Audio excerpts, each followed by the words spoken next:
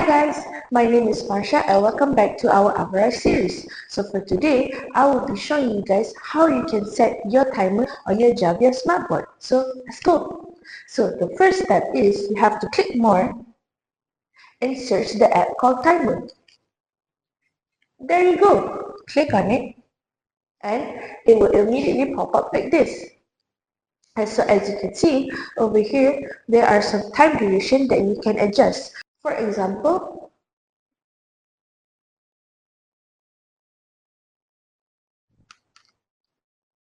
"30 seconds."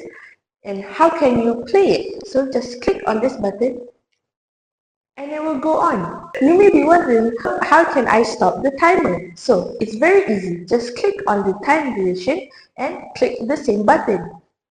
And it will stop immediately. If you want an alarm for the timer, just click at this bell icon up here. And it will immediately ring a bell.